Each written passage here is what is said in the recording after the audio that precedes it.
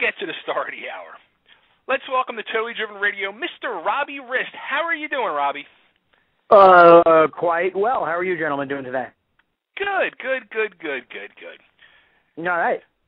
I don't know if you heard that. I don't like that pregnant pause. You're like, good. What? God, I feel like I'm at the principal's office. I don't know if you heard our talk up earlier about you. The whole reason we came across you was, I don't know if you know the website Metal Sludge.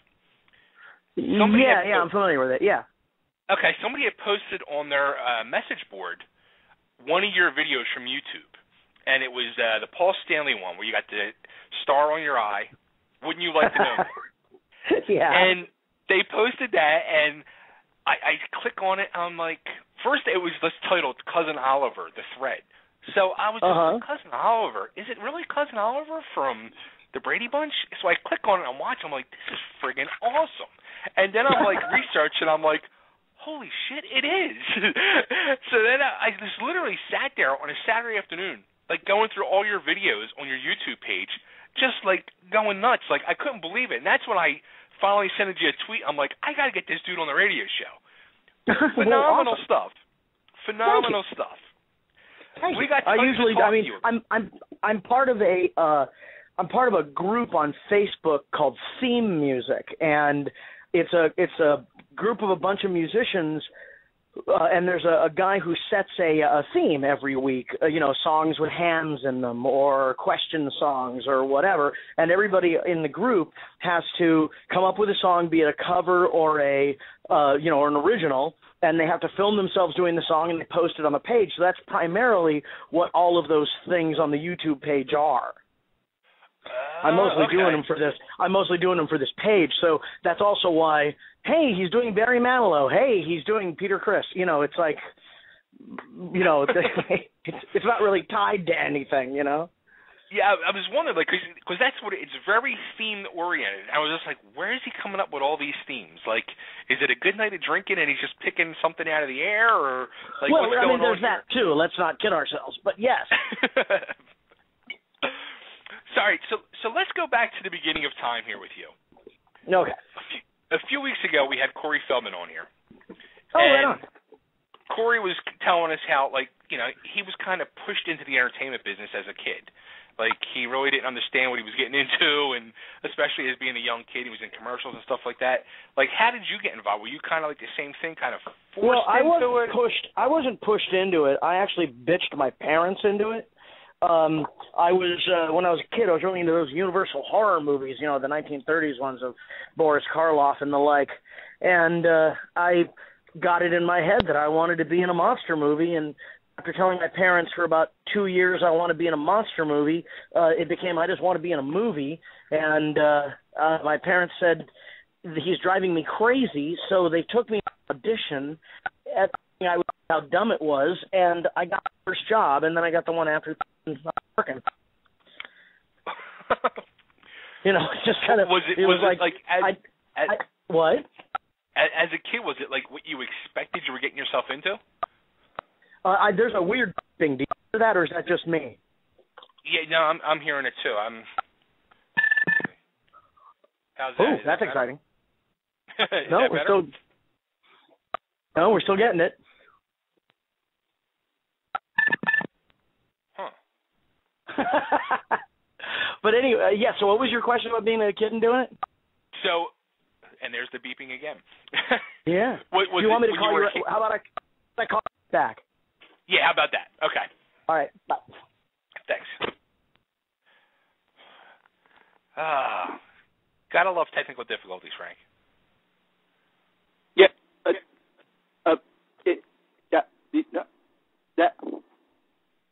No, I'm just kidding. My phone's fine. I was going to say, that's just being a douche. Really. At first, I'm like, oh, no, not his phone, too. Wait. Go ahead, Frank. Laugh it up. All right, here we go. I'm sorry. You leave an opening for like that. I'm going to take it. How we doing? All right. There we go. Now we're good. Now we're good. Okay, so when you were getting into when you finally got into the movies with the auditions and all that stuff. Yeah. So I got like the first job and then the second job. I mean, I think I was about 6 deep into it before I didn't get one, and I was, I'm 6 or 7, and I'm going, oh, you mean you don't get everyone? It was one of those things. So when you finally got to the Brady Bunch, like, how was that whole process? There was a show called the Kelly Kids that they wanted to do a spin-off of the Brady Bunch with Ken Berry. And I read for that, and I got really close to getting it. But Ken Berry, I was supposed to be his son, and he's a brunette, and I'm a blonde, and so that didn't quite work out. But they when the Oliver character came up, they read, like, I guess 500 kids on it, and apparently – they had kind of said, well, let's see him again, and I got the job just by audition process. Oh, wow. Mhm. Now, when you started working there, like, was everybody cool with you? Was there any animosity by the rest of the kids? Like, here comes a new kid? No. It was. I was 9 and irresistibly cute. How would that happen? But everybody, they'd been on it for so many years at that point. It was just like a machine. They were just cranking them out, and so there's none of that ego crap involved with it. Everybody was super cool. I still talk to Susan Olsen with some frequency. She's totally cool. Now, that's awesome. when you were on the show, and basically before you debuted, they decided that they weren't going to renew the show. Was that kind of disappointing? I mean, how did you feel? Because you're getting your big. I didn't know until the show. I didn't know that the show was canceled until after we had stopped working, and then a summer went by, and I thought come September we were going to start shooting some more episodes, and it never. They just said nah. They decided not to renew the show. So, it's funny, you hear those things as a kid and you think about, God, that must have been disappointing or something like that. But mostly, I think I took away from all those experiences just sort of like, oh, I see, the entertainment business is wonky. Okay, I get it. That's pretty much it, Now, something I was thinking about with that whole situation, I'm not sure if you were the first one of that type, but I kind of think you might have been. Like, No. There were, if you want to count, they made Lucille Ball and Ricky Ricardo's kid part of the show, and there were other shows that did it. I think Family did it. They brought a little kid in. It's sort of. Well, that I think was it's sort of a. you, though, I think the thing is that because the Brady Bunch is such a high-profile show, it seems like, almost everyone in America has seen the show at least once, if not more times. And right. And because of that, I think that sort of makes my character stick up a little bit more than others. But I don't think it wasn't the first time it had ever happened. I think a lot of it is just PR, and a snowball effect where, it's sort of around the time that the term jump the shark became popular. It was during the Web 1.0 days, and there already was a website called Jump the Shark, and my photo was on it, and I think enough people watched it back then, and the Brady Bunch was still kind of this kitschy thing that it became, oh, he's the poster child for that. How did you feel about that when they were saying you were the reason that it jumped the shark? Well, they were talking about me, weren't they? It was awesome. That's a great attitude. I love that. In entertainment, isn't that what they want you to do anyway? And, I'm lucky enough that, nobody, I haven't murdered anyone or, I haven't gone to jail yet. And so, like, if that's what they're talking about, that I killed a television show, that's an awful lot of power to give to a 9-year-old.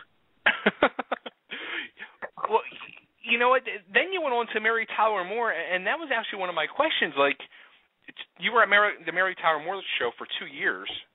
Did you kind of feel that way after it was canceled? Like, I've been on these 2 shows, and now it's been canceled. Like, am I the reason? No, because once again, pretty much the first thing that I was ever supposed to be on TV for was this spin-off show, or a spin-off, a summer replacement show. It was going to be Sally Field's first thing before or after Flying Nun went off the air. And so I got the pilot, and I was in the intro of the show and the outro of the show. And, you know, I'm 7. Tell all my friends at school that I'm going to be on TV that night. They're all, oh, no, you're not. You're lying. And then by the time the show airs, I had been edited out of the beginning and the end. So at 7, I kind of got, you know, in entertainment, you just be grateful that you worked that day and then try to forget about it. You know, I mean, really, I mean, you guys, how often do you do your radio show? How long we've been doing it? Yeah. How many times a week do you do it? Just once? Just once, yeah.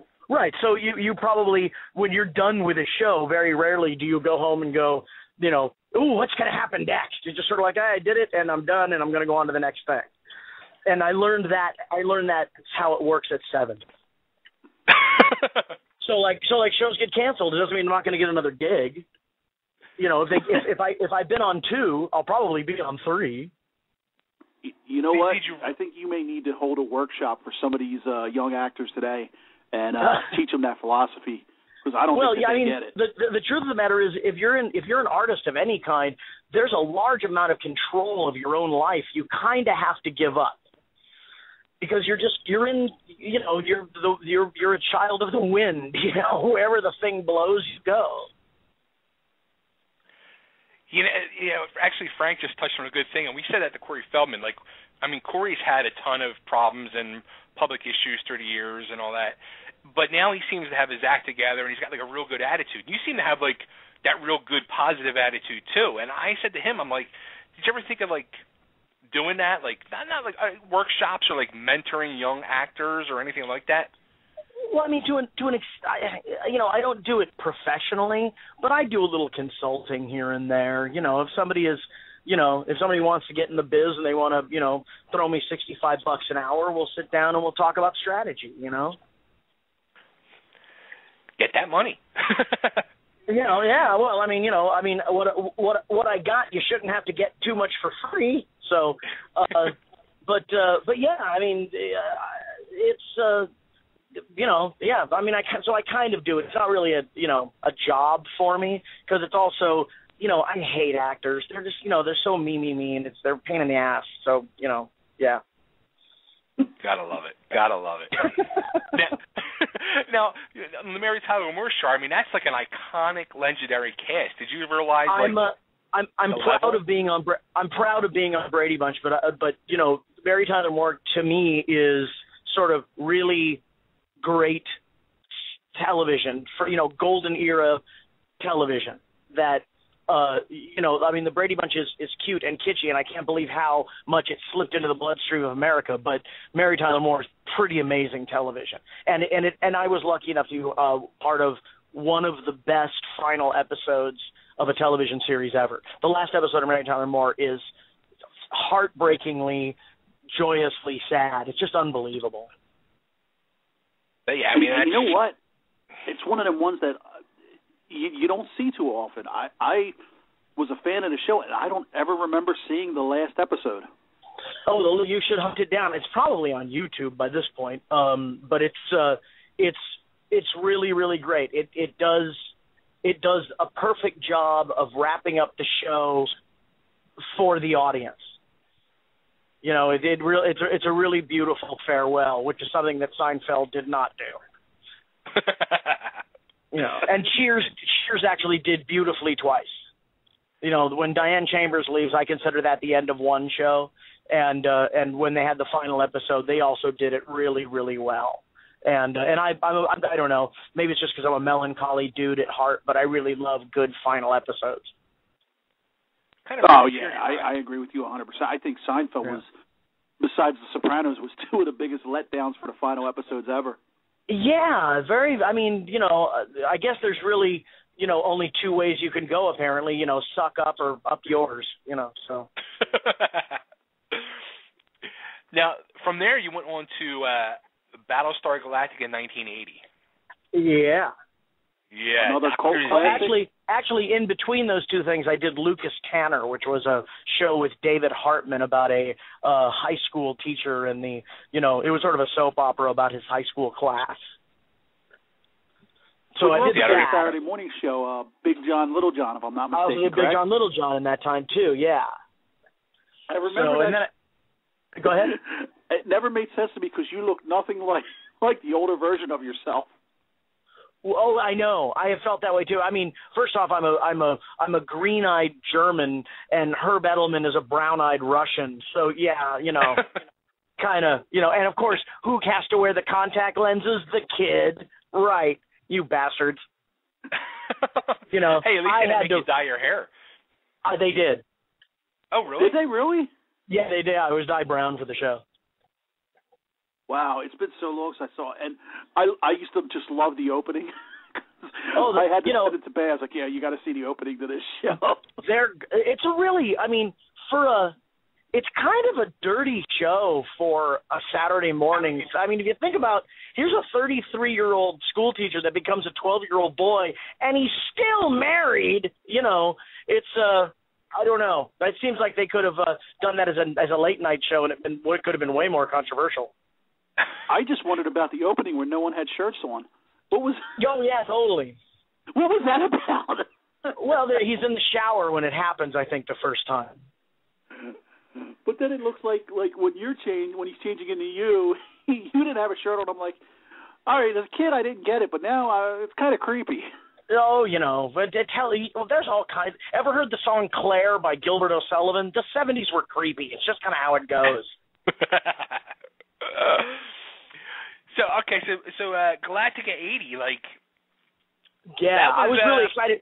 I was really excited to be on it because I'm a fan of the original show, huge fan of the original show. Could not wait for it to get on TV, and then I'm on the crappy one. Yeah, I used to love. I like Galactica better than Star Wars.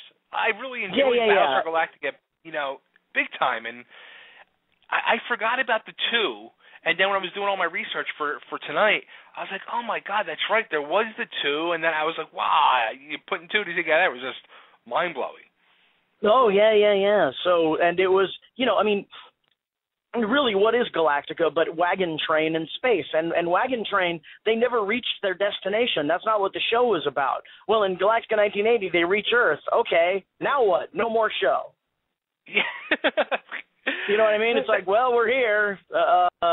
Maybe we should unpack or something. I don't know. There was no impetus anymore. And they tried to do a thing about the Cylons are coming and we have to prepare Earth for it, but I think they just ran out of story way too fast.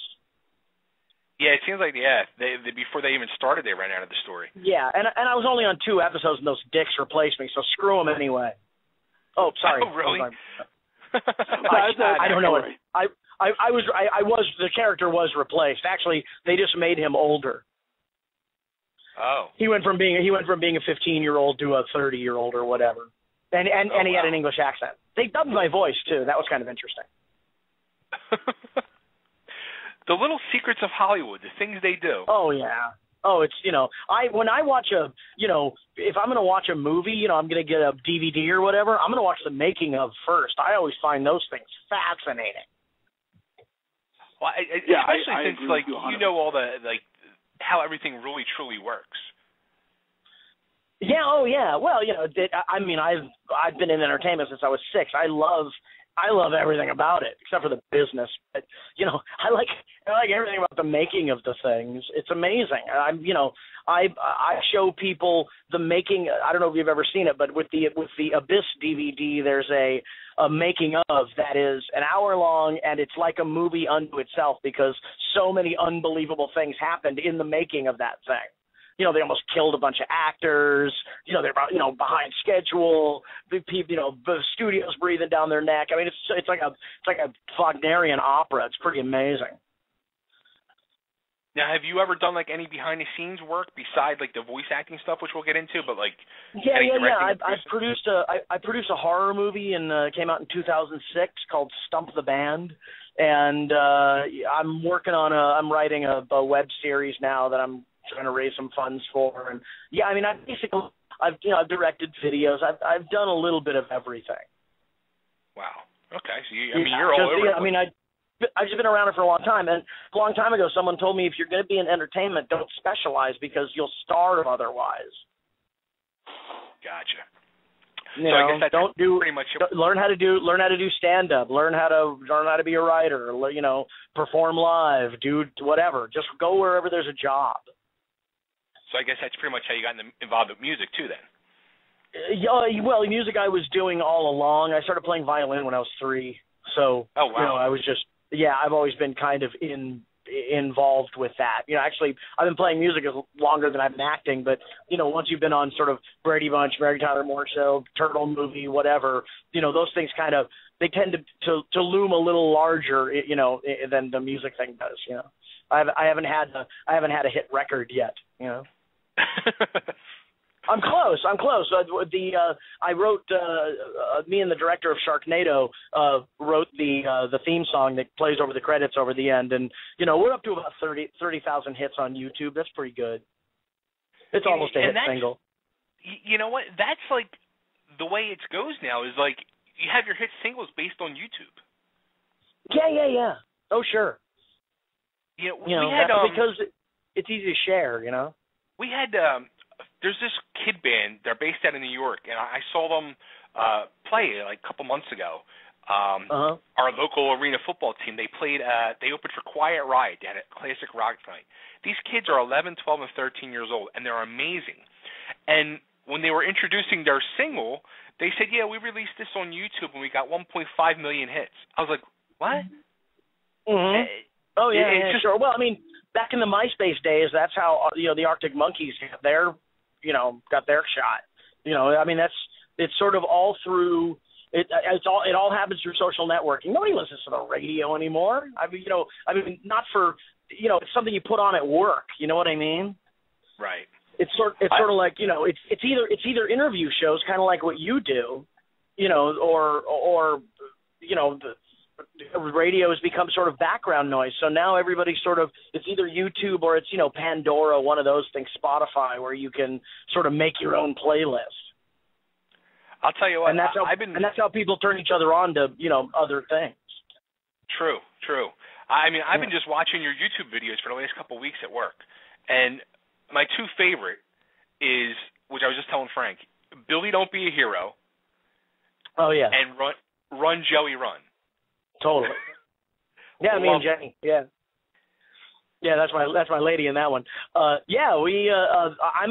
do a night of bad 70s songs at a restaurant near my house every Friday. It's sort of a sing-along kind of thing. I encourage people to come in and sing their own, whatever. Because what I love about music in the 70s was there was no idea too stupid. They were like, let's try everything, just see what happens.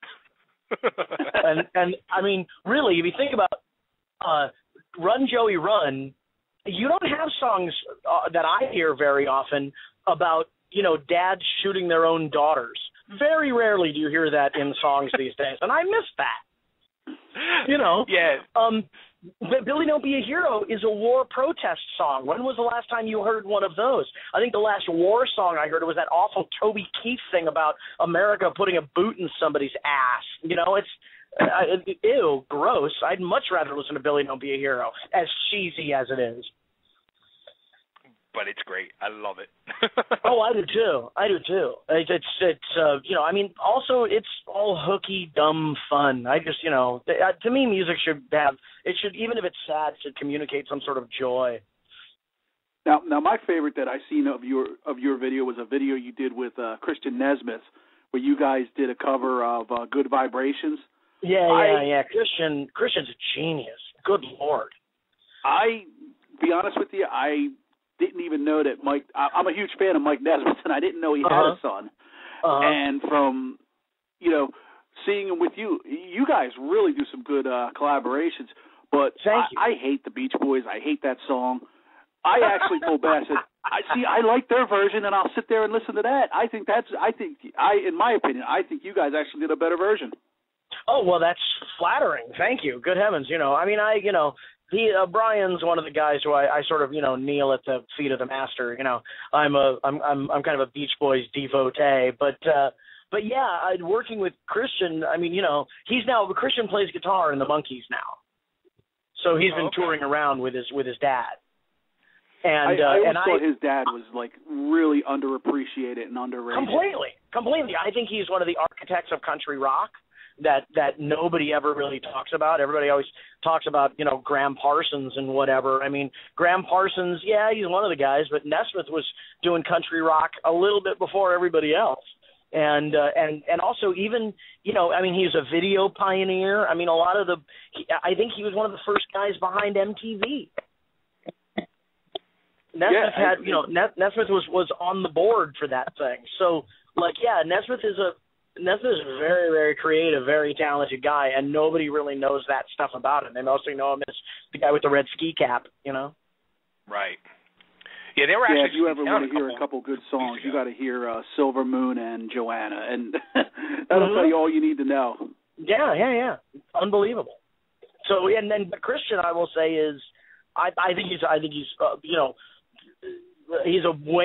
would say he's way more talented than his dad is. Christian's just this sort of intuitively incredible artist guy. It's really crazy to watch him work. He tosses the stuff off all the music on that Good Vibrations thing is all him playing it. Wow. And it's really, really great. And his wife, Cersei, is the singer on it. They have a sort of a cowboy jazz thing that they do that's really awesome. They've got about 6 records out. Really, really great stuff. We did that for theme music also. That's all just, for our little collective.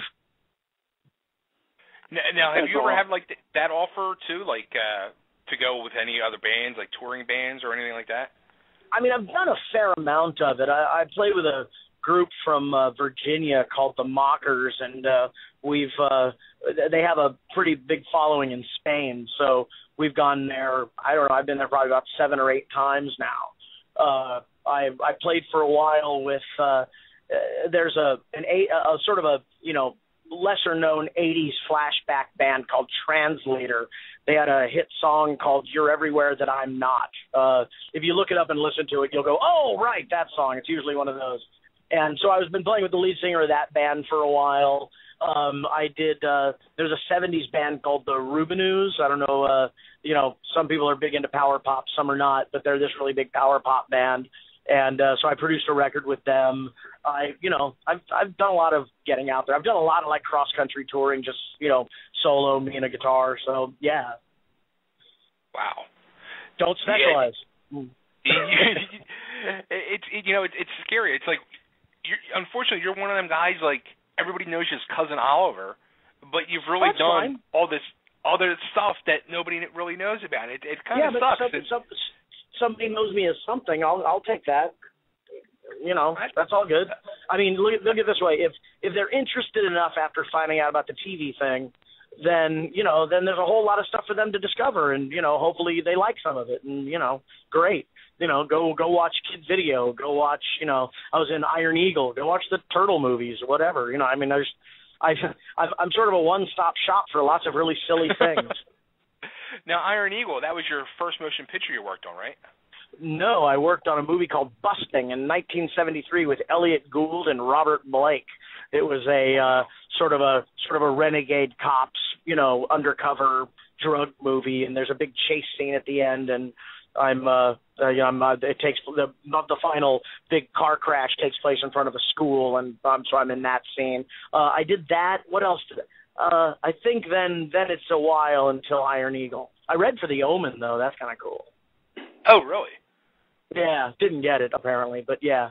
And also, I guess, apparently, I wouldn't have wanted to get it. It seems like it was sort of a cursed set. Yeah, right. Literally. Yeah. So, is there a big difference between working on, motion pictures than there is TV? Nah. Well, with movies you have more time. With usually if it's a big budget movie, they'll do an extra few takes. Where if you're on a television show, they kind of want to crank it out. They need to get a half hour shot in a week. Right. Or an hour shot in a week. So you kind of gotta be on your toes a little more. But, other than that, if you're an actor especially, it's just a lot of sitting on your ass waiting for someone to go, we need you now. I think I'd rather be a director than an actor because my ADHD does not lend itself very well to me sitting still for long periods of time. Now, I recently saw an interview that you did where you were saying that being a voice actor is even harder than doing the acting because you got to get the emotions out and no one can actually see you doing the emotions. So how did you get involved with the voice acting? Just like everything else in my life, it was an accident. I was with an agency that had when I was younger, but I was with an agency that had a kids department, a print department, a commercial department, and a voiceover department. And whenever the voiceover department needed kids, they would go down to the kids department and say, we need some kids to read on this. And I started picking up more voice jobs. And I really liked it better because, again, if it's a commercial, you're in and out of there in an hour. And that, ADHD boy, that appeals to me greatly. So I ended up getting a bunch of these things. And then it's sort of like for the next 30 years, it sort of became my primary job. And I love it. Voiceover is great. It's such a fun gig. Voiceover is the best job in the world if you can get it. That's the big question mark is if you can get it, because now it's so competitive. There's so many people trying to do it. It's really hard. Well, that's the one thing too. It seems like a lot of the big actors want to get in on the doing of the cartoons and the Disney movies. And oh yeah. And I'll tell you, I'm a big animation fan, Japanese, American, Disney. You know what? Not every actor is made to be a voice actor because sometimes just a star in there, and it has killed a lot of movies for me watching it. They just don't have any. You're not buying it. Well, it's a specific trick. I bag on celebrities all the time doing voiceover, and it gets a laugh from all the voiceover guys. But I think I don't believe that there's I don't think there's a good actor on the planet that couldn't do voiceover, but I think you have to spend a little time and kind of get the trick behind it. And for some, it kind of evades them. It's just like anything else. It's if you're used to doing plays, most actors who come from the stage and go to movies, it's a hard adjustment for them to stop talking loud. Because if you're in a theater, you want to kind of hit the last row of the theater, so your voice is a little more elevated. Where, there are movies now where people are virtually whispering through the entire thing, and it's there's a trick to doing both of them. Well, the same thing with voiceover. Now with the voice, it's funny because both my daughters are both huge anime fans, and when I was going through your stuff, I was like, oh, he does a voice on Naruto. I'm showing them. Yeah. My daughter was like, "Oh my God, Choji! It's Choji!" Oh, she was freaking out. Yeah. So he has his own little crowd. Yeah, I know. So we take her to like anime conventions when they come in the area and all. And she was actually just in the real big anime convention she went to with her friends down in Baltimore last weekend. And she had a couple voice actors she wanted to meet. But I noticed when we go to these, she always like, oh, I want to meet this voice actor. I want to meet this voice actor. And I'm thinking to myself, back then it wasn't really a big thing, but it seems like it's really becoming more and more popular of meeting these voice actors, and you guys are finally getting your dues as voice actors. Well, people are, I was talking with a friend of mine today. He's a digital effects editor, and I was talking about how like Buffy the Vampire Slayer ushered in a whole generation of sort of fan-driven people. People were not afraid to be nerdy anymore. And what used to mean nerdy was, you'd be way into Dungeons and Dragons or anime or, Japanese, kaiju monster movies. And, it used to be considered kind of a dorky thing to like them, but the Buffy the Vampire Slayer thing just sort of opened the door for everyone to be as nerdy as they want. And now it's people who are just obsessed with games or, I don't know, Naruto or whatever, Samurai Jack, whatever. Right. There's just people who are just, letting their freak flag fly as far as that kind of stuff goes. And I mean, I think it's totally cool. I think it's, I mean, you no longer really have to worry about going to high school anymore and getting the crap kicked out of you just because you're an outsider, because now it seems like the outsiders all are the insiders. Yeah, you're absolutely right. Now, you're doing like the voices for that, like with video games too. Is there like a different way that is done, or is it like the same kind of? That's another thing as well. That's another sort of style. Yeah, it's a stylistic thing. Not hard to learn, but definitely it's another thing. I think I did the last Terminator game. I did a couple of Final Fantasies. Right. I forget. I've done a bunch of stuff. I don't know. Go to IMDb. I don't have time. See, it seems like you're picking all the right properties. I mean, Turtles, Naruto, Final Fantasy. Actually, choosing is a funny word. I think it's more that I'm just really dumb lucky. I mean, I talk all the time about, I mean, entertainment chews people up and spits them out just on a regular basis, and somehow 43 years later, for some reason, I'm still working, and it's a weird kind of luck, I guess. I have some skill. There's no doubt about that, but it's a weird thing that if you think about the amount of things that I've been in that have really kind of slipped into the bloodstream of the culture. Brady Bunch, Turtles, definitely. I mean, the Sharknado thing. That was nuts when nobody knew that was all going to happen. But apparently, make your thing iconic. Put me in it. I guess, Yeah, you kind of. I don't think I'm really saying that from an ego play. When I saw, because I immediately recognized, and I was like, "Oh wow, it's," And of course, you always be Cousin Oliver. I'm like, "It's Cousin Oliver." And I'm sure. And they kept teasing you to where, all right. Something's going, like you absolutely knew that something was going to happen, because I'm like, okay, a shark's going to, and then they just kept going, and they kept dragging it out. Then all of a sudden a sign falls on you. I'm like, really? Yeah, I know. I'm the only person in the movie not killed by a shark. I think that's kind of cool, too. I thought that was, because I was waiting, because you're hanging over the side, and it's like, all right, here's where the shark comes up. Okay, no, the shark didn't get. Oh, totally. And yeah, I mean, I was, I've been friends with the director for a very long time. Mostly in the past, I've done music for his movies. But I sort of said, I want to be in this one really bad. And I said, I don't know why, but I think there's something just about the idea that it's so ludicrous that somebody's going to want to watch it. And I didn't know that it was going to kind of reach the level that it did, where it kind of became this sensation. But I knew something was going to happen with it, because it's sharks and tornadoes. I mean, any B-movie fan on the planet is at least going to be intrigued. I love those movies. I love Sharktopus. I think they're hilarious. They're really great. What was the one? I think it was Mega Shark versus Giant Octopus. Yeah.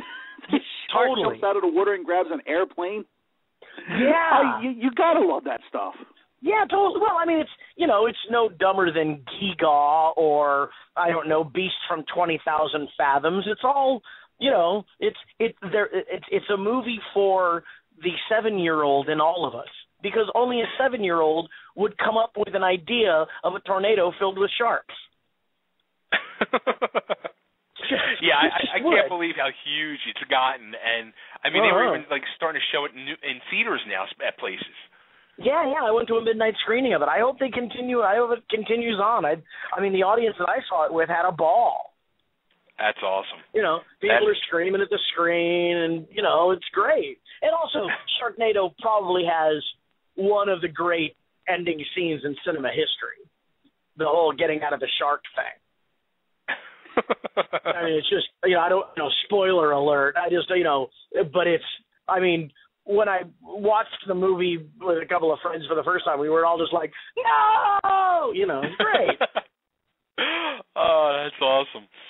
Now, which do you prefer out of the two, voice acting or actual acting? I like work. I don't care. I just like to do stuff. If I'm not going to be doing a voice job, if I'm not going to be doing an acting job, put me in, coach. I play bass, drums, and guitar, man. I am ready to go at any time. I will sing. I'll do whatever. I produced a movie. I could probably do that again. I'll direct your thing. The truth of the matter is I just like making stuff because I don't like, if I sit still for too long, I get invaded by the thought police, and I don't like them. That sounds so familiar. I get the same way. Yeah. I mean, sometimes I'm just, if I have a rare day off, I will catch myself going, I really should be doing something. Yeah.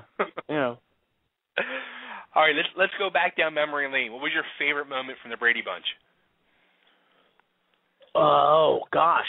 Well, I'm one of only 2 members of the cast to ever say the word sex. That's kind of funny. Let's see. Who was the other member? I believe Barry Williams says it in the Grand Canyon episode. I believe that's been brought up. For years, people said that I was the only one, and I did a little research on my own, and I'm pretty sure it was Barry Williams that says the word in the Grand Canyon or Hawaii, one of the two. And then, I mean, the story I tell all the time about my tenure on the show is that Susan Olsen broke my face. So we used to play this game on the teeter-totter in between shots where the person who was lowest on the teeter-totter would sort of, try to bounce the, plank on the ground, and the person at the top would get a little air from it. Well, she did it a little hard, and I sailed right over the bars and landed on my face on the teeter-totter and slid toward her. So if you watch the last couple of episodes of the Brady Bunch, I have this like chancre growing out of my lip because they tried to cover it as best they could, and Oh, that's funny. Oh, it's hilarious. Funny. And anytime Susan and I are ever in an argument, I can always get out of it by going, yeah, but who broke whose face? How was it playing on the fake grass of the backyard? It was, the AstroTurf. Actually, I was on the set before I was actually on the show. There was I did an anti-smoking movie. I did an anti-smoking movie in like 72 or something with Tom Bosley and Miriam, what's her name from Happy Days also, and so it was shot on that set. Oh wow! And and so I'd been on it before, and hey man, AstroTurf, there's a scene in one of the episodes where I'm hiding in the doghouse, and Florence Henderson comes out and pulls me out by my feet. They had to put a plank in there because the AstroTurf was just ripping up my back when she pulled me out. Was there any like the hijinks that you hear like that Barry Williams talks about going on or like on the set while you were around? I was 9, so I wasn't really paying a whole lot of attention that way. Yeah. Just sort of like whatever was going on. How clueless were you when you were 9? I was very clueless. Yeah, me too. Hey, I'm 43. I'm still clueless at times. Oh, okay, I'm 49. I have my head completely up my ass. How about Mary Tyler Moore? Was your favorite moment? That was oh God. Well, for me, it's standing out by the cameras while they're sort of doing that group hug on the way out. Are you gonna be able to make it out? That's my car.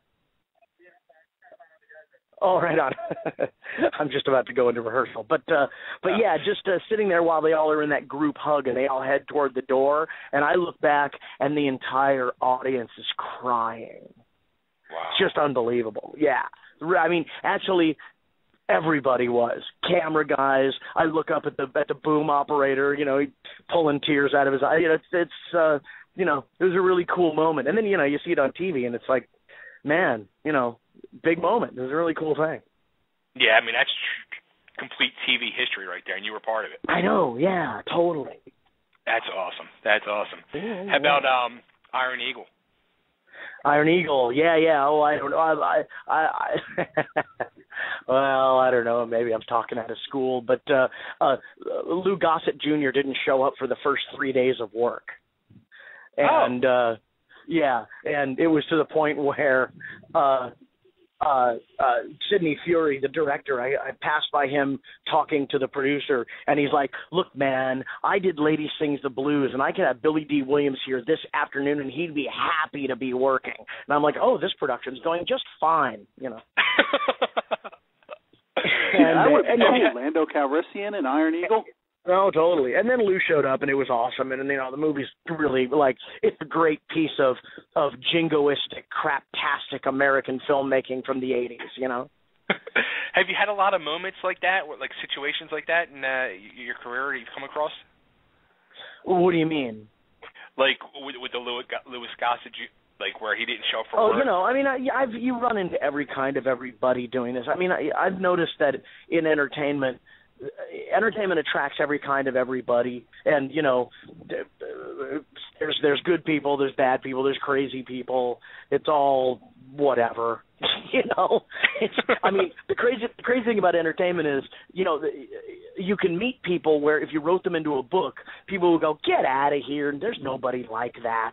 You know, I mean, it attracts larger than life personalities, which, you know, working at Blue Cross doesn't usually happen.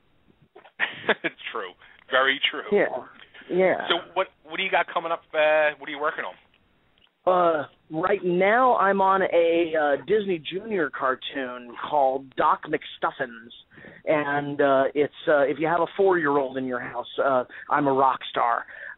It's about a little girl who's a doctor for toys, and whatever malady the toy might have would be something that a little kid might have to deal with. So, like, basically the show exists to alleviate children's fear of going to the doctor. And, you know, it's actually, of all the things that I've ever done, I got to say that it's actually something that I'm the most proud of that I'm involved with, because not only does it work to alleviate children's fear of going to the doctor, the main character is black, and it's caused a spike in the amount of not only young black girls, just young girls across the board who now want to become doctors.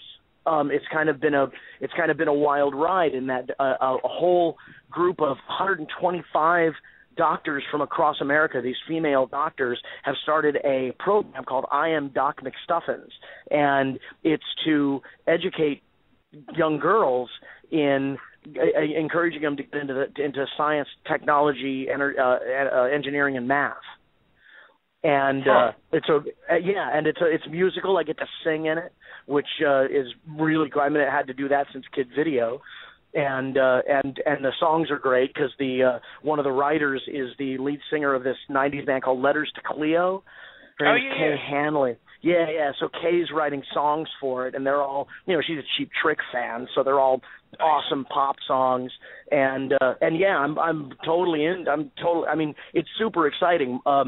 They're making a walk around for Disneyland of my character.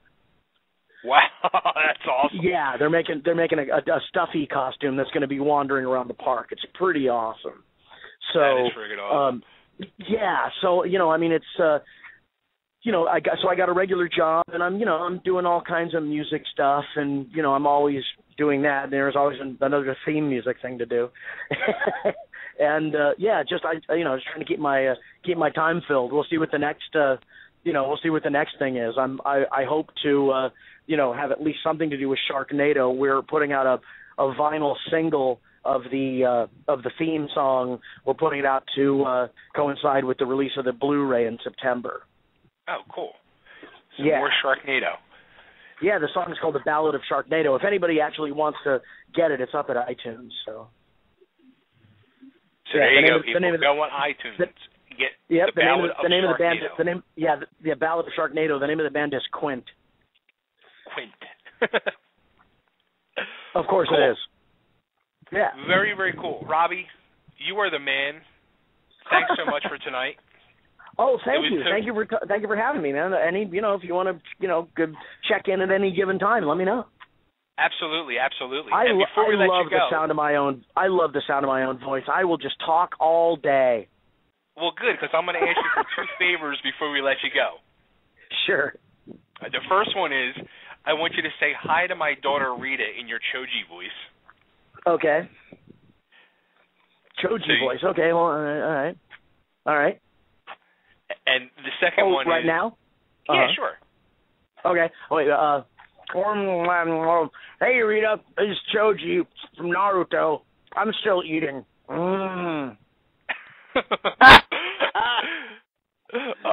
She's going to flip. She's going to freaking go nuts.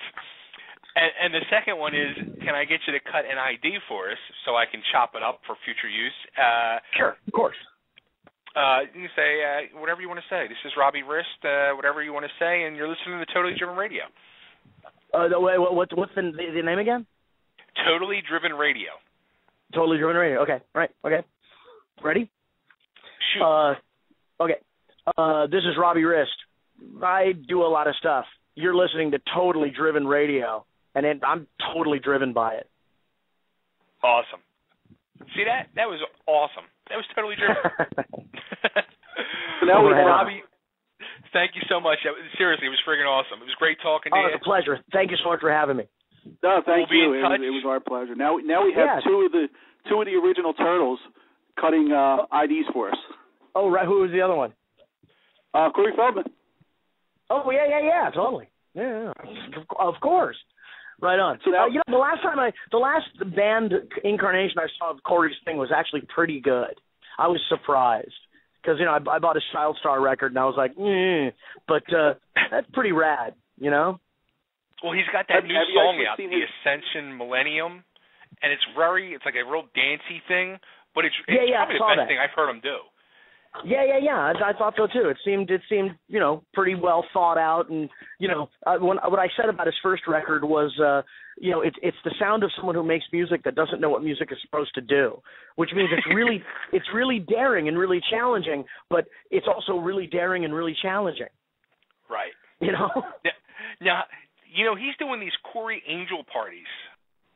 Since you're out there in that area, we need you to go to one of these parties for us and report back. What? I don't even understand what that means. What is it? In other words, he's trying to be like Hugh Hefner. Really? Yeah. He put up a couple of videos the other day that were like preview videos because he's having a big party coming up very soon. And I'll send it over for you to check out. But he's totally trying to be like Hugh Hefner, and God bless him.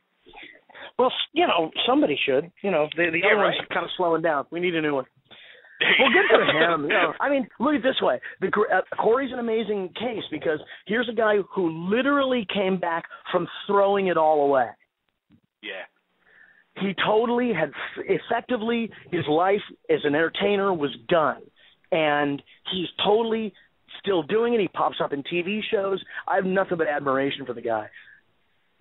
Yeah, I mean, seriously, he sounded so upbeat and great when we had him on a couple weeks ago. We had him on for like over 90 minutes, and Fawn was like, dude, wow. I got to let you off. You know what I mean? Completely. Yeah, totally. All right, well, gentlemen, I got to go to rehearsal. I'll talk to you soon, and let me know when this thing goes to podcast world so I can, so I can put out a blast on my pages. It'll be out tonight. I'll send you the link. Awesome. And we're live right now, too. So. Oh, yeah, totally. I just, this way I can send it out again. Cool. So, all right, take care, man. I'll talk to you soon. Bye, John. Yep, see ya. Thank you. All right, Frank, how about that one? Robbie Rist, that was friggin' awesome. And I said this before. Some of these guys that have, you think they've fallen out of the spotlight, but like he said, he's been working constantly, and the stories that he's got to tell about everything is just, I mean, they're the kind of guys that you want to see write a book.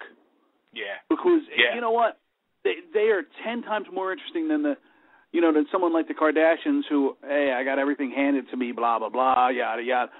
This is a guy who's getting out there working for it. He's got a great attitude. And the thing that impressed me the most was, where some of the child actors and actors from back in the 70s and 80s are bitter because they were typecast. He's like, well, you still remember me for it. That's awesome, Yeah, total great attitude. The one that always jumps out at me is Happy Days, Aaron Moran, who's so bitter about, that Joni ruined her life, blah, blah, blah, yada, yada. You know what? She needs to go talk to him. Yeah, right. Instead I of wonder if sitting there Joni being still bitter. loves Chachi. Yeah, that's the kind of attitude you need to have. Yes, it is. It's like Robbie said, man. He was just grateful he was doing it, And I'll tell you, man, you love to hear this stuff. It makes me so happy hearing, people in Hollywood with a great attitude, I'll tell you what. You know what my plan is to do now? I have to go back and watch that latest episode of Mary Tyler Moore.